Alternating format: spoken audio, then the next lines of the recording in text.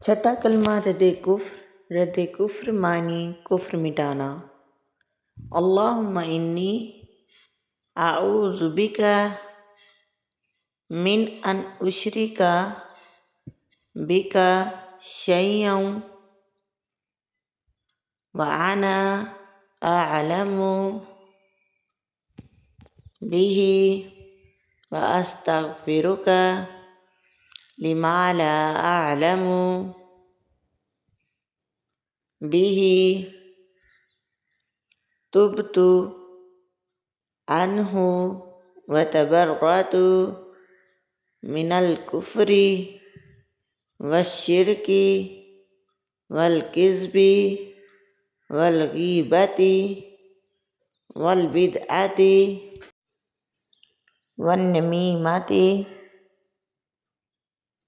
والفواحش والبہتان والمعاصی کلها واسلمت واقول لا الہ الا اللہ محمد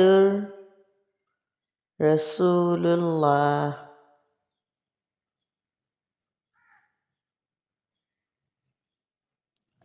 اللہم انی اعوذ بک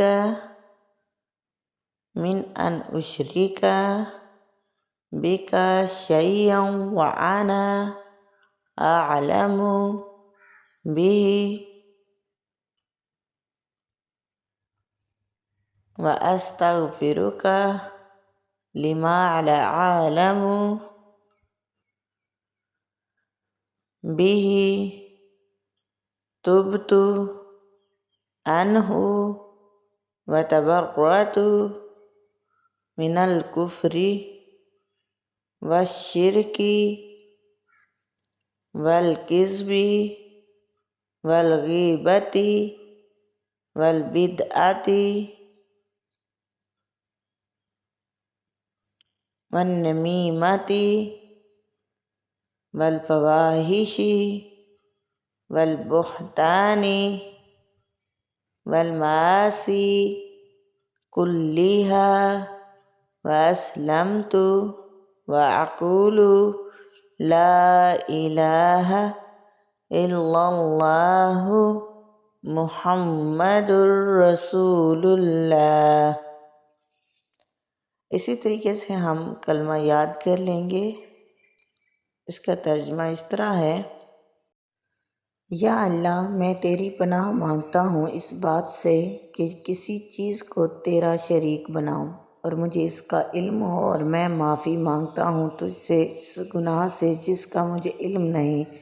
میں نے اس سے توبہ کی اور بیزار ہو کر گھر سے اور شرک اور جھوٹ سے اور غیبت سے اور بدعت سے اور چغلی سے اور بے حیائی کے کاموں سے اور شبہت لگانے سے اور باقی ہر قسم کی نافرمانیوں سے میں ایمان لایا، اور میں کہتا ہوں کہ اللہ کے سوا کوئی معبود نہیں، محمد رسول اللہ صلی اللہ علیہ وآلہ وسلم اللہ کے رسول ہیں۔ اسی طرح سے ہم نے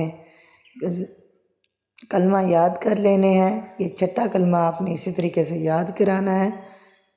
اپنے بچوں کو یاد کرائیں، آپ کے پاس بچے پڑھنے آئیں ان کو یاد کرائیں۔